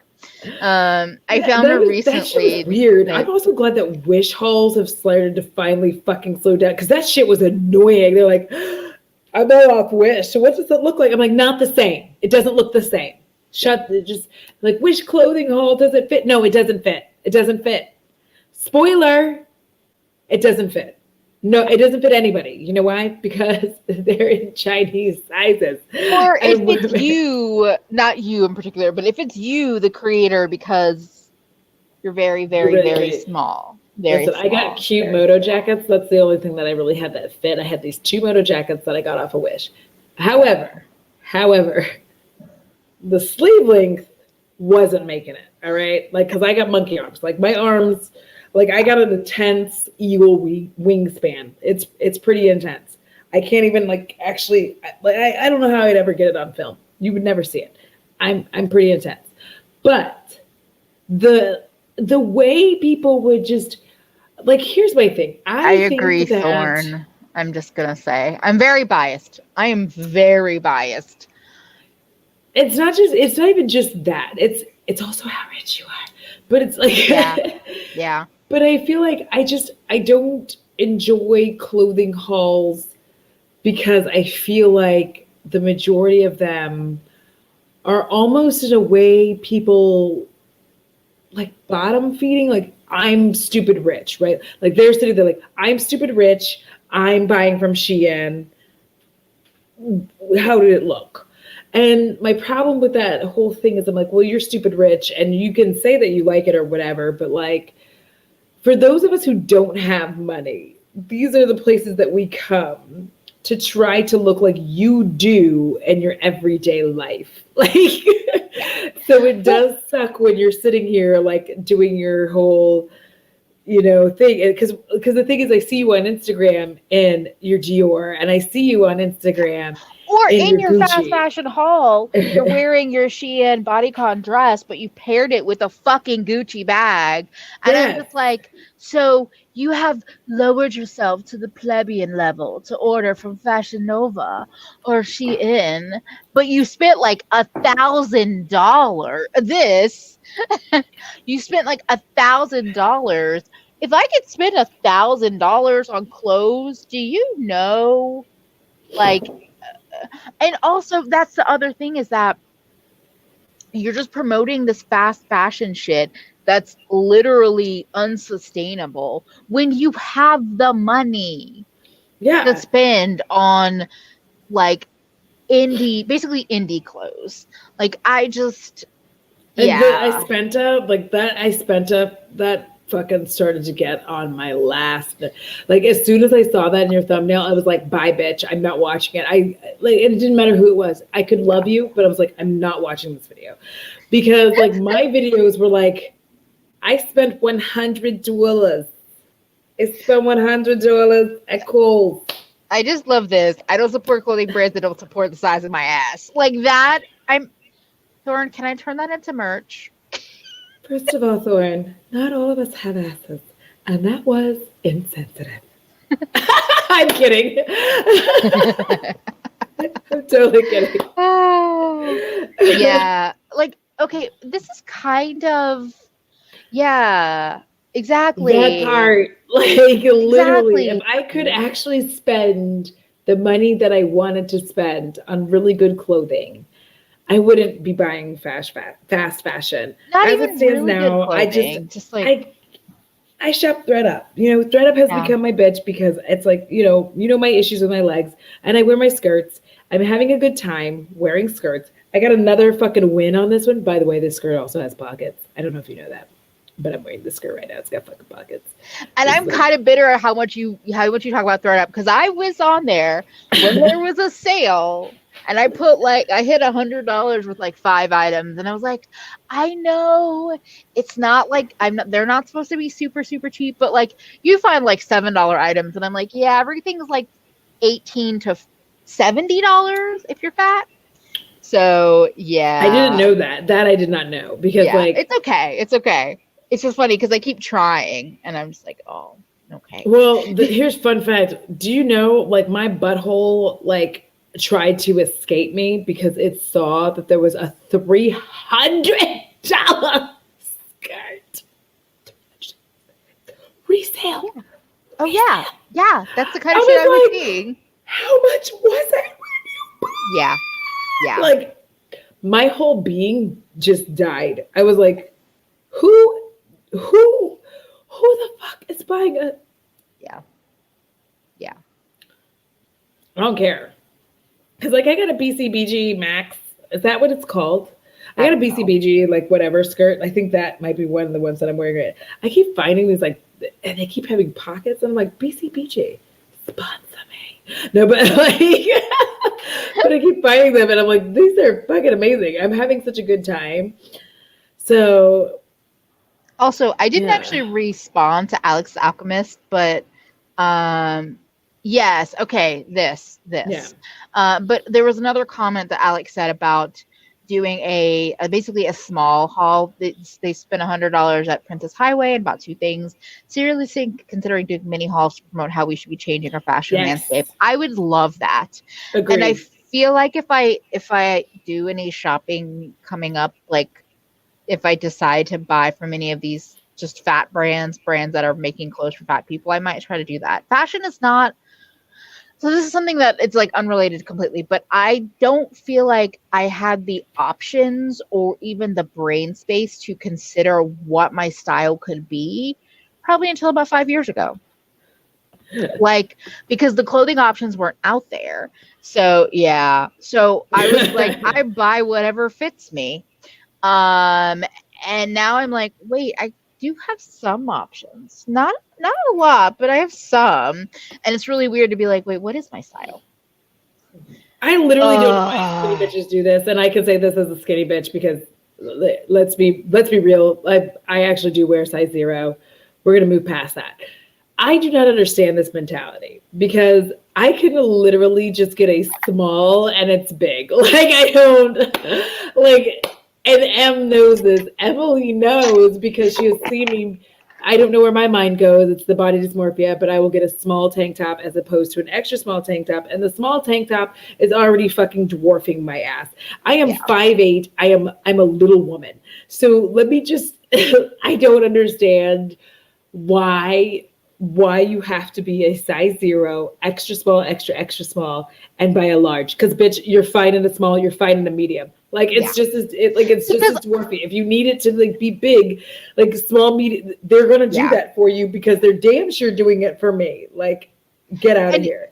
There's a weird thing. So like ASOS and ModCloth, like those still feel kind of fast fashion-y to me. And so I'm still trying to find my like I don't know. It's so hard. Okay, here's the thing is that I feel like there's a lot of clothes on the market that are just overpriced, in my opinion. They are fast fashion, but it's just like I feel like they are trying to tell you it's so cheap and so affordable, but it's not actually, but they're still like exploiting labor. Basically, I think it's overpriced because I think the business is actually taking in too much money. So Sorry. I'm kind of in this weird space of yeah. I did it again because I'm so sorry. I'm having like such an emotional last day. Thorne, you saying that like brought me all the way back to high school where I used to wear like these big fucking clothes. So like I didn't expect that to happen when I saw that. So Oh, I'm having like weepy day. Fucking weepy is always welcome here. You know I'm a weepy my hormones person. are on the fritz. But it's just a weird clothing is a weird thing for me because I have a hard time spending a lot of money on it. But I also know that can be an important part of like changing the landscape, but also broke. I think most people do. Most people have difficulty spending money on clothes, and there's multiple reasons why. I think a big reason for me, and I think a lot of people fall into it, is if you are not part of an in crowd, it doesn't fucking matter what you wear to a degree. Oh, stop. Oh yeah. Also, here's what I'm gonna say, and this is something I've said. I feel like I've said it multiple times, but when you are small, you can wear anything and be considered fashionable. Yeah. You cannot do that when you are fat. When something is trending like a crop top and sweatpants, literally crop basic ass white t-shirt and sweatpants. Mm-hmm. A size 0, 2, 4. Yes, queen, style maven, like everything. Fat I'm not gonna lie. I walk out looking piece of shit. Why are you showing your stomach? Why are you wearing that? Like it's okay. Yeah. So no, you're right because I legit walk out looking like all kinds of masks. Like I've got on a hoodie that's like covering half my face, some random skirt, socks that don't match. I'm out there in fucking the slippers, and people are like, "Hey," and I'm like, "I don't know why you're waving at me. I literally look like I just pushed all, and that's what I did. I woke up and I put all these things together. I was like, it's cold outside. Let's put on this random sweater. Throw on these tights underneath this fucking skirt. Let's put on these slippers because I'm just gonna go smoke. Like, that's the kind of shit that I'm doing. So, yeah. Oh, go ahead. I didn't have anything to say. Listen, fat girls need to be showing all the business. Or if they don't want to show any of it, like they need to be able to show whatever they want to show. Because listen,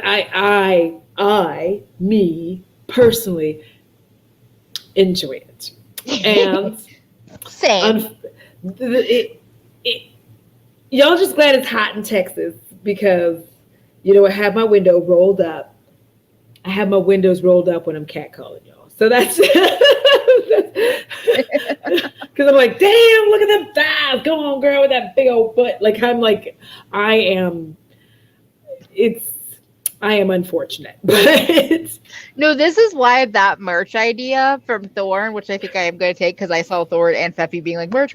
I'm like, I want my fat ass on a shirt, like not like a cartoon version of it, and with those words underneath. Anyway, that's what I'm thinking. Yes. Oh, yeah. Emily's hurt. Like I've been talking to Emily before, like especially when I was driving back and forth to work, and I've been like talking on a Marco Polo, and like feel like, oh girl, she out there. Look at the thighs. Oh, she got some dents. I like them dents. Like I'm over here just being a creep. Cause like I don't know why I'm a creep. Like, cause like if you don't have like some denting in your thighs, I don't want it. I'm like not even interested. I'm like, listen, here's the thing. When your thighs wrap around my head, I can't like I need to be like tapping out to I can't breathe. Like that's where we need to be. Like that needs to be the situation. The situation does not need to be me being like Audra. I need to actually be in the because I've done that like the skinny, like the small thighs, and I was like, this is it's kind of painful when your like bones are hitting me in the neck and shit. Like I need like softness around here. So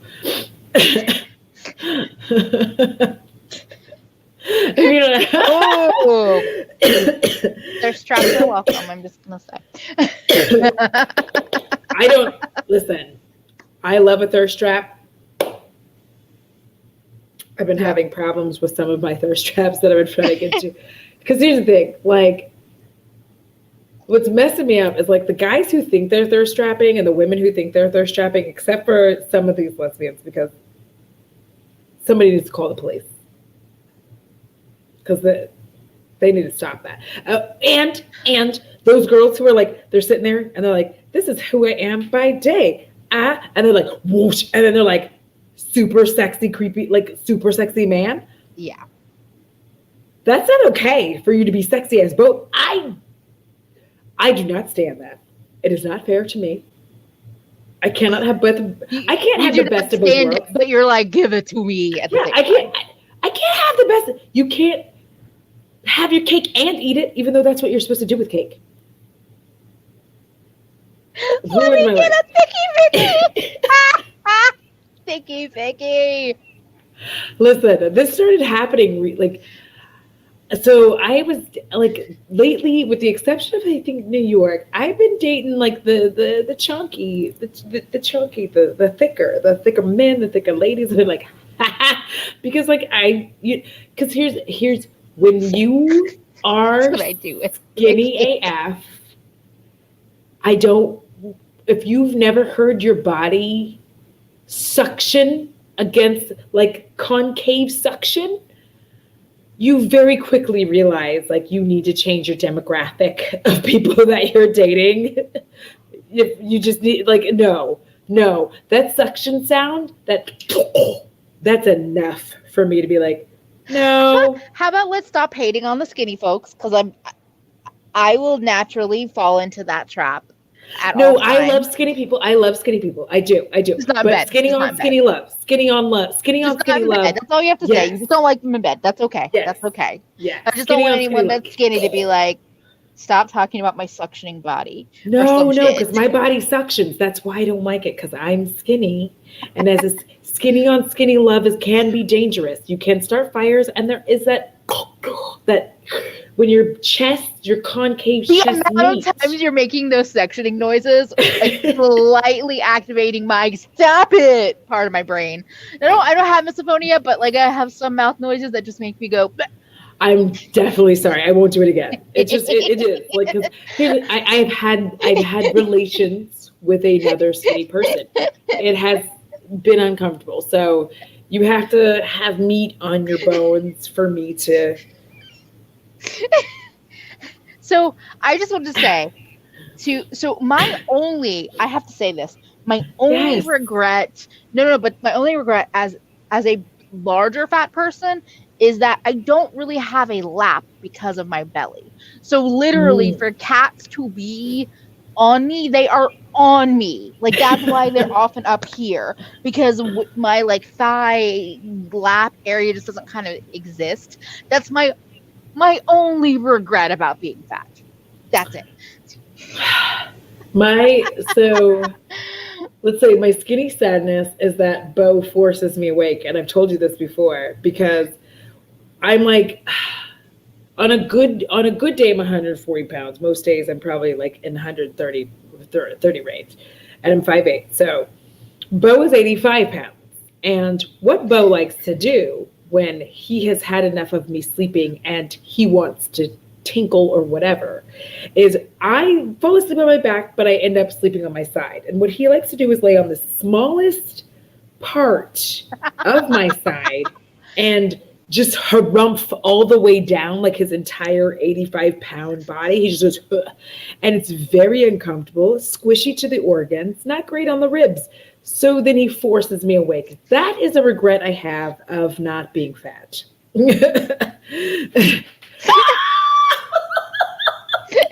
See, I told you I was not being mean. Skinny on skinny love. They know what's up.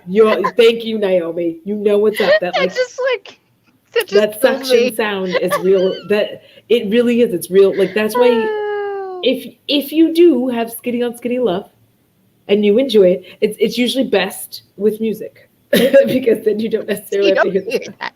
You're distracted. Okay, I'm gonna tie this into a trend. I am happy to see more creators, more women on the internet being openly talking about sexuality and sex, Yes.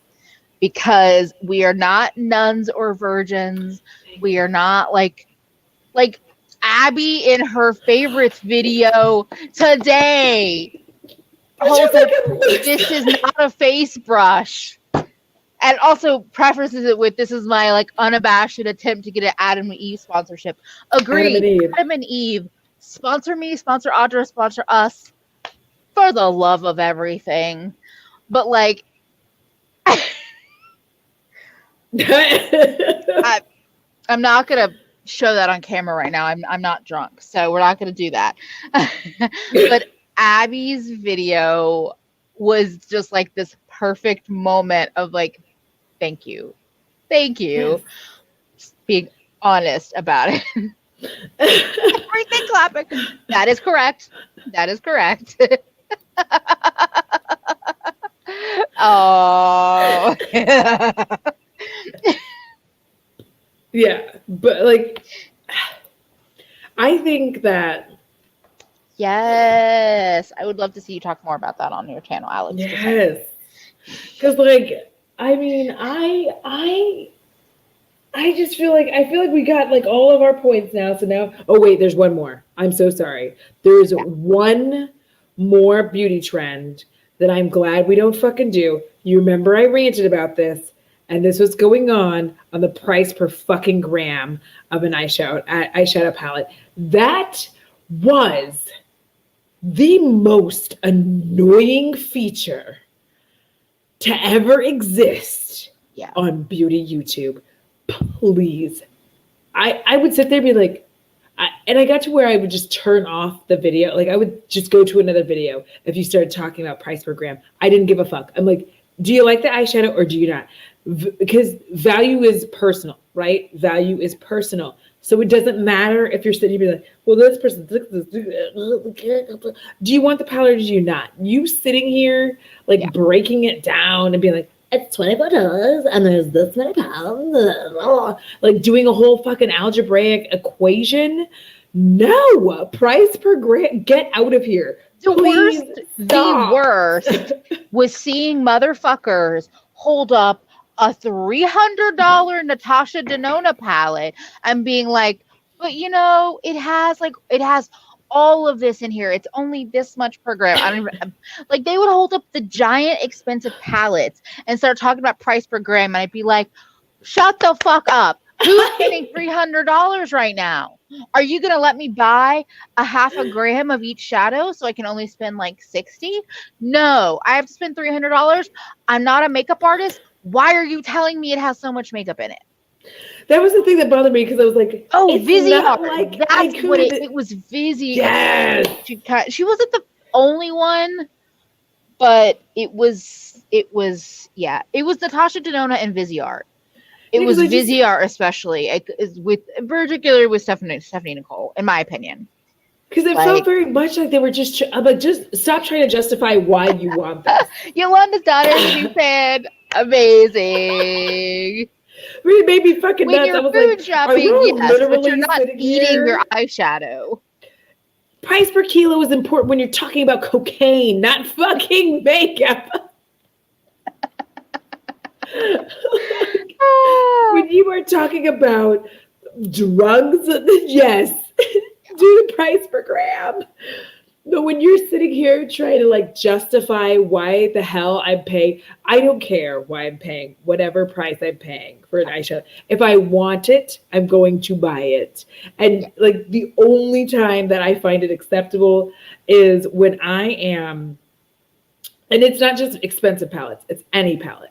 I have started going, okay, I like these 3 shades from this palette, and it is this much per shade. I could buy this many singles from this brand, and this brand, and I won't also have wasted product That's the only time that the math even comes into play.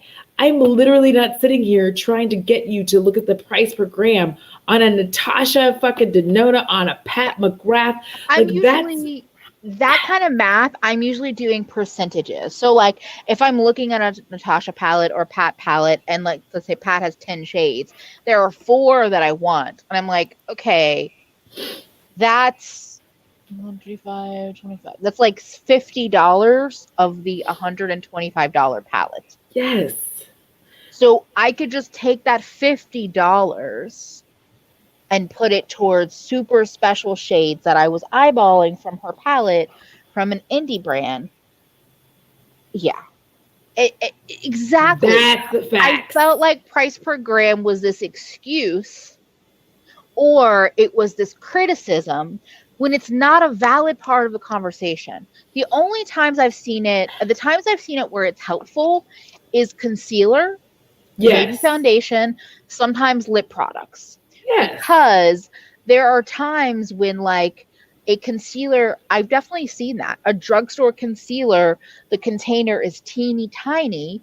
And when I actually look at it, I'm like, oh, I should just buy the Pat McGrath or the Oma Beauty or whatever concealer that I actually want, because I will go through a concealer. Maybe not all of the concealers that I own, but I'll go through more of them.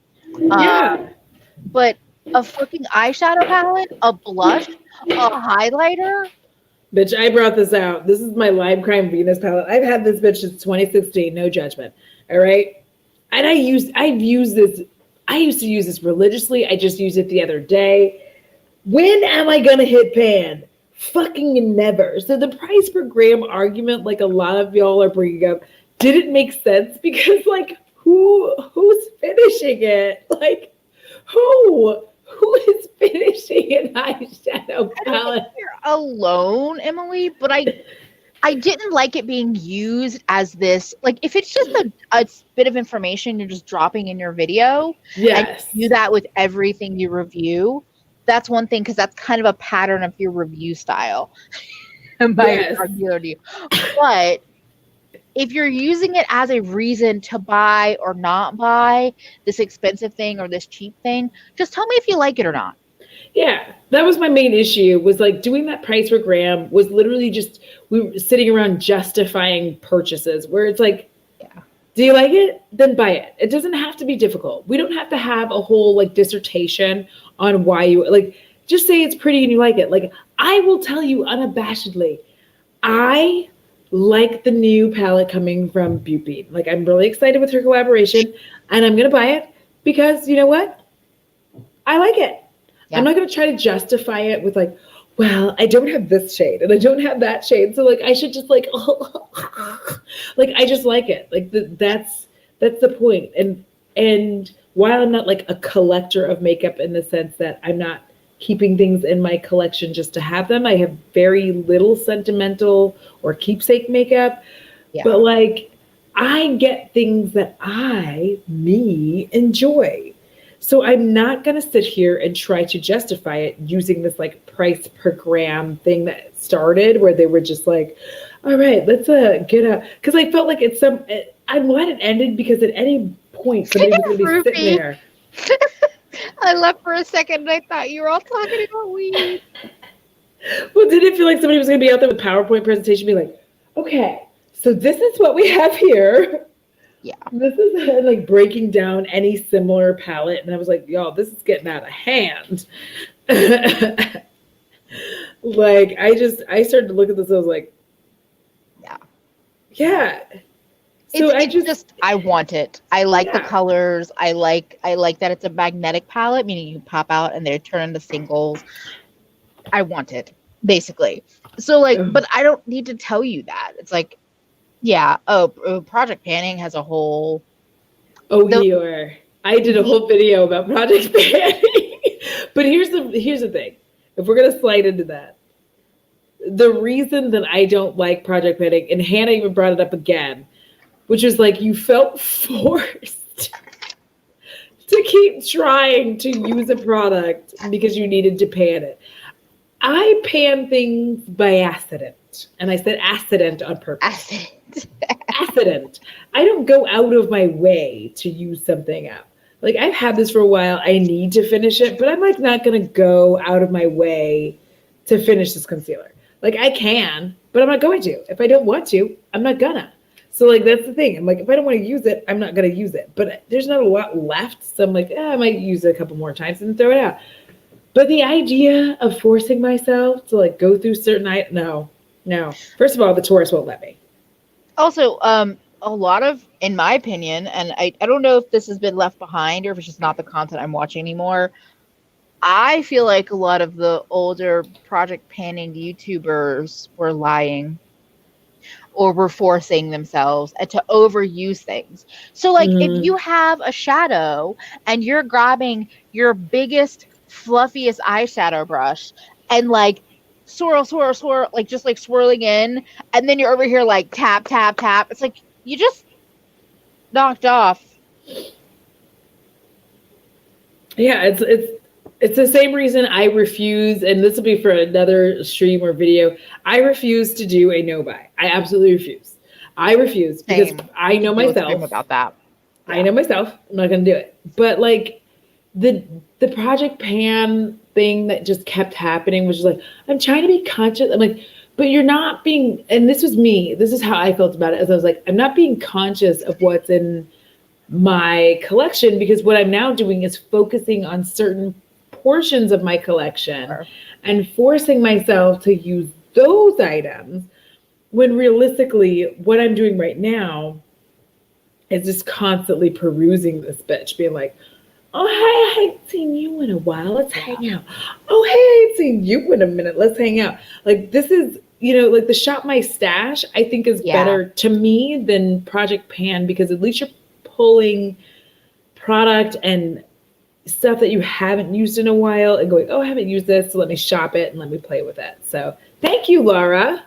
By the way, I love that picture and I love that outfit. If that is you, I love the outfit and the hair. I feel like we could do well, this isn't the comment. You said about Project Panning. You should write something. I feel like should we do a stream about this? Because I would love to have you on again, Feffy. Yeah. And the no buy thing. Like I have so many feelings and I've talked about it. It relates to eating and eating disorders and that kind of control and all of that. And I don't want to do it. It more relates to diet culture, I should say, than necessarily eating. Yeah. But it's all interrelated for me in my brain. And so it's not something I can do. Oh, yeah. Thank you. You are gorgeous. But yeah, I just yeah, but yes, Shop My Stashes, I like them because you can also like be random and pick a theme and you're like, oh, let me use something that I haven't used before, or let me use something that is like, you could say, I want to use all my cheapest products in my stash or all my most expensive. Like you could just, yeah, like Thursday to Thursday, I'm doing my palette week. Like starting this Thursday into the following Thursday, I am going to do looks using my palettes. Because I got I love my singles. I enjoy my singles. I'm having a very good time. But I'm also like, bitch, you got all these? You got all these palettes. And here's the thing is that palette, we could be picking out a palette and then grabbing like a single or two singles to pair with it that you think is that's missing. Gonna be the following week. That's gonna be the following week. That'll be like companion week. Nice.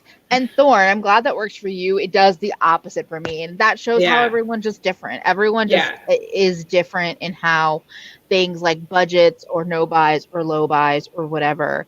And also, project panning, like I think that the thought there can be a good one, but the reality of like society, of our desire to shop, of our want for new things, it doesn't always work out well.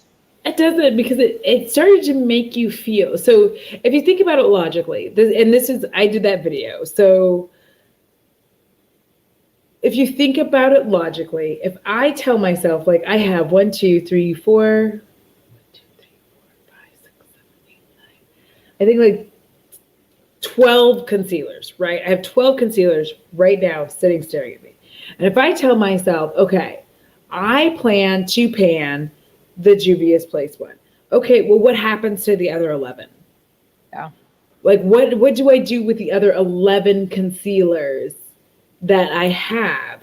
And then also on top of that, I'm going to be bringing in more concealers because other brands are going to release things that I want to try. So I Yeah. could go from 11 to 15 concealers. So I'm literally sitting here at a point where I'm like, wait. I would. So Pollyanna, I would. I would too. So I would look at that and go, okay, well, I'm spending money, I'm buying new stuff. And here's the thing that I also realized is like that's why you shop your stash, because you start to realize either you do like something or you don't like something, or you find out Yeah. like I like this, it's just the wrong shade. Ta-da. So then you Yep. get rid of, or like you declutter it or get rid of whatever you have to do. And you shouldn't feel bad about throwing things away, BT Yeah. dubs. You should not don't feel bad about that. You cannot, our personal waste is nothing in comparison to corporate waste. So Exactly. do not feel shitty if you can't find someone, because like I run into that all the time. This is my skin tone. Okay. I don't have a lot of people I know who are into makeup who have this skin tone that I can declutter to. Yeah. So when I'm talking about getting rid of complexion products, it's either my mom can try it, and my mom doesn't wear concealer, but my mom can try it, and if she doesn't like it, then it's done. So my whole thing is, like you said, Nusha, is I just try to be conscious of my collection and keep playing with it. That's why I do something to get ready with me, to be honest. Yeah. Like, I'm not being like, it's not just because I'm like, I don't have anything to do. It's because I'm literally constantly trying to play with everything in here. And that's why I do so many of them. I do get ready with me so I can be like, let me play with all the shit I have so that I'm making sure that I've touched it all. Can I just say a trend that I would Yes. like to see go away forever is this like aesthetic minimalism. Please. Because Please let every it leave. bit of it is still very much rich. I'm going to say this rich white woman. It feels very much rich white woman because maybe your collection is all higher end things. You have your Glossier, you have your one Dior cream shadow, you have your this, you have your that. And I personally just think the aspect of the aesthetic minimalism trend is just so disconnected from how so many of us live. And in a way, it's very much like I have my shit together. I don't need to soothe shop. I don't need to do bad things. I just buy the exact things that I want. The way Faye answered her own question just sent me into another fucking world. Wait, I I was like, missed because it. she said, what is aesthetic minimalism? Oh, Glossier. Glossier. Yeah, like Glossier. Why can't I think of other ones? But it just It's that Glossier vibe where it's very much like I'm not putting on a lot of makeup, but I'm putting on a lot of makeup, but I'm not putting on a that lot of makeup. too. It's the That like like no makeup, like, and I I think naturally look like because, this. Ooh. and here's the thing is that I personally, because aesthetic minimalism is not something that I enjoy watching or interacting with as like for other content creators. That's weird. Um, all of the ones that I usually see, it feels rich. The furniture that you see, the accessories that you see. And I Yeah. think it's because I don't often see the like just an average fucking show me an Alex drawer, but it's empty. Like it's like has your five things and the other drawers are empty. Like I don't know. There's just something about it that it feels snooty. It feels off-putting. Like yes, Ilia, RMS, Glossier, um, all of these brands, and that's the other thing is like there's no flavor to it. I think that's the other part of it is so many people that I watch or that I've seen that fall into that are very much neutral lovers. And Yeah. they might pick up a bright cloud paint from Glossier, but it shears out. Or they might have a bright lip here or there, but it's not. I think also creatively, it doesn't inspire me. And don't So get it twisted. That no makeup look it takes work. is youth. Like that is Oh, buying that into too. It's youthfulness. youth. That's really what it is. Like, let's take a break for a second and realize that that whole aesthetic is youth. because it's not like just my old bitch ass, like with my bags and like my fucking Yeah. angry face after I've been like drinking and like I slept for 4 hours and I got up and I washed my, like, that's not the aesthetic that they're going for. The aesthetic they're going for is youth. So the whole thing is like dewy, glowy skin. And like you had to spend a lot of time, effort, and skill into looking like that's just how you naturally look. Yeah. And don't take my word for it. Just go watch any makeup artist getting like that bedhead, like the I just woke up like this, the actual I just woke up like this aesthetic that everybody that's Glossier. Like watch an actual makeup routine of that, like on set. Because I'm going to tell you, you will be surprised by the amount of actual makeup that is used to make that happen. It is a whole long process.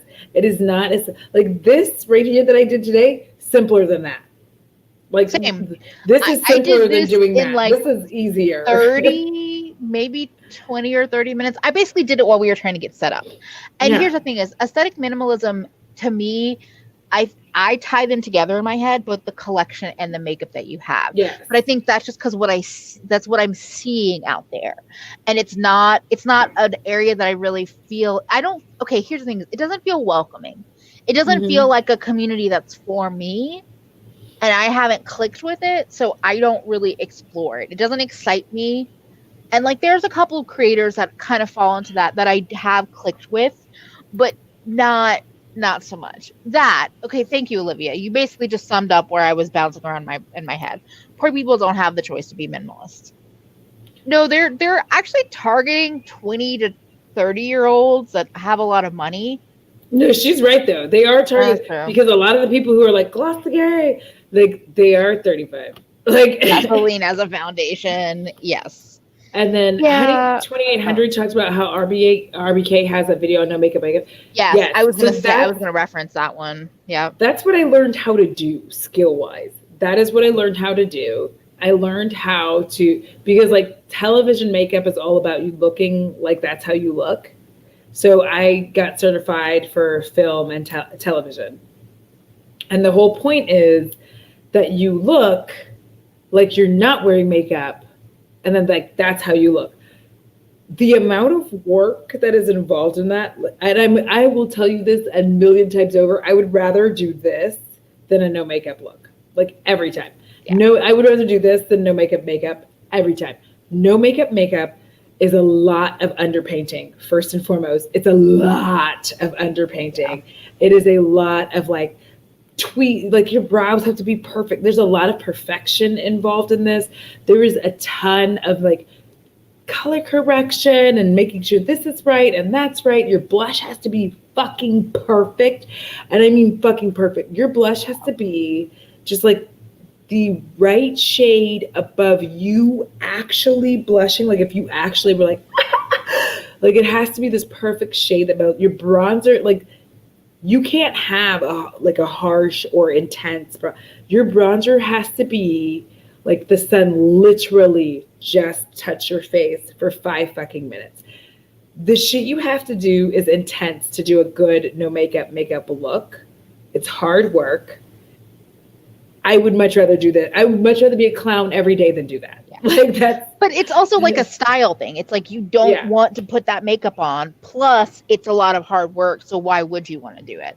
But I just think it's the whiteness. It's this like I can be a thin body and put on nothing. That's like nothing stylish and be revered for that. I can be a young person that has glowy skin and just tap on some blush and lip product and boy brow and also like that. And also be like, praised for it. And it's not that people that like, it's just a weird space that just doesn't really feel like something I want to explore personally. And it doesn't satisfy me. It doesn't bring me any creative satisfaction. It doesn't excite me. So, exactly. I'd much rather do sword eyebrows. Like I would just rather yeah, and let me tell you, fuck them boy brows because here's what I would tell you. I don't have any fucking eyebrows. And I'm saying that with so much venom and vitriol because I'm tired of these brow products coming out and not realizing that like it's 17 hairs on either side. This whole part of my eyebrow on each side is fucking drawn on. I have no hair there. I have all this like little hairs here, then I have like random angry hairs here that just sprouted up. There's nothing here. When you try to give me your fucking like, oh, it's making brow hairs, fuck you. Fuck, like when you, oh, it needs to be this way because otherwise, if it looks like you drew, fuck you because you have eyebrows. You have eyebrow hairs. I have no eyebrow hair. I don't have any. Here's the thing: I'm is literally like making this shit happen. And then they're like, well, you want to make it look natural. And so then they want me to use these fucking brow gels to try to make my, like. Okay, but Audra, wait. Floofy. There have been products on the market, though. There have been pencils and pens and pomades, and now brow gels are popular. What I'm saying is I wanted to, like, cause the anger to say, like, I feel like it's just another layer to the brow industry. But it doesn't have to be the only thing that you use. It didn't work for me. Okay, so you have pencils and pomades and pens. I just have pencils. I tried all the other shit, and I was like, this didn't work out. But like, I keep wanting to talk about the Oma because I literally can draw on a line. See? Yeah, but like I'm drawing on lines. Like that's the thing. But that's what I'm saying. It's a gel, so I can grab whatever little teeny tiny hairs that I have and draw them on as well. This is drawn on with the gel. Yeah, I know. What I'm just trying to say, like, I feel like the gels are the new wave of like, here's another option for brows. But you have to have this, like, this is my problem every time. My problem is I have no actual hairs here, and that's where I always falter with every other brow product. It's like I try to use them, and that's why I get so angry when people are like, who's still using a pencil? This is why I have vitriol. I apologize. Okay, those are cunts. They are cunts. Yeah, and I'm like, I have to use it. And I would use that word strongly because I just get tired of people like shaming or dismissing, being like, why are you still using that product? It's like, that's why it works. That's why the vitriol came out. I apologize, everybody. No, the vitriol actually came out because I was mad that I have no side brow, right? There's nothing there. So there's nothing for any product. There's nothing for a product to grab a hold of to make hair. Like there's no hair here. And I had vitriol with all the pencils because I would apply them and my skin is like, what the fuck is this? Like they just don't. Like every pencil that I've tried, it's like they're so, until the Milani one, I'll say, they're so waxy that it didn't do anything. Or I'm literally like pressing. But I wanted to talk about that comment. It's fine. You don't have to re-highlight it. About the minimalism with minimalism, aesthetic minimalism. I think the problem, it's not that poor people don't get to be minimalist. I find the issue is that for poor people and lower income people, you don't have a choice if you're minimalist or not. A lot of times you are minimalist because you can't afford to buy a bunch of things. But this minimalist aesthetic is like the bourgeoisie tiptoeing into poor land and being like, I don't have a lot of things either. Anyway, like I like your brow rant. I was just like, wait, it's just another layer to the market. It's just another component. But then you're like, no, fuck you. My thing was just very much like, because the amount of times I've said something about my brows and somebody's like, oh, use this product. I'm like, you have to have hair for it to grab onto. If you have no hair, there's because honestly, this is where all my hair is, and then like I do have like random hairs that show up here, but right all here, that's all drawn on because I don't have hair there. So I knew that was what it was, not just because I've seen you without makeup, but because I remember I had a friend, I knew her in high school, and then we actually went to the same college. So we had freshman year, we were in the same dorm, and she was like, oh yeah, she was like, oh yeah, the ends of my brows are tattooed on. They've been tattooed on from like 15. She's I think Vietnamese, and her parents just that's what a lot of the women in her family did. Literally, she had like that first like a fingertip length, like what you have, and then just tattooed on the tail. because she Yeah. had dark hair, so she just got a black like tail tattooed on. So I was like, your brows are amazing, and she's like, it's they're fake. Yeah. I was like, oh, Yeah. okay. I like I'm in the sun and because here's the thing, I'm in the sun and I have melanin. So like that's why I don't need Yeah. like this is why I have hair here but like not here. That if y'all don't grab the butter tins is a mood because that makes me I mean Yeah. I legitimately don't understand all of the to end all of this because I probably like I need to eat some more food because I've been drinking all this prosecco. But to say all of this, I feel like one thing we all need to watch out for and be a part of in the beauty community is making sure that we're not taking part in gatekeeping, right? Like I cannot like something. Like I cannot like brow products, right? But I'm not going to be a dick about brow products existing. And when it comes to beauty YouTube, if you want to start a channel, start a channel. You don't have to have perfect lighting. You don't have to have perfect sound. You don't have to have perfect cameras. You don't have to have all the expensive bullshit. You don't have to have all the things. You don't have to buy shit. You Yeah. don't have to have all and any of that. All you really have to have is yourself. You have to have passion. You have to enjoy it. Because guess what?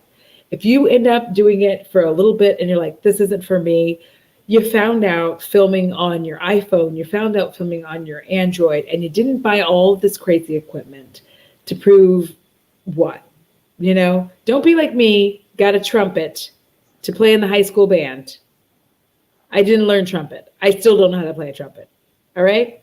Don't do that shit. That thing was really expensive. And mom, I am eternally sorry for telling you that I was going to play the trumpet and I did not play the trumpet. I went to 2 lessons after you spent God knows how much money on that trumpet, and I truly apologize. But I'm telling y'all, like, don't let all this stuff stop you because the point is you start small and you figure out if you like it and you figure out your rhythm. And once you find that out, you have a good time. And if you like that, you're like, yeah. I would say the only thing I would say, I tell everyone if you want to start a channel, start it. But I picked this up from Jordan Harris.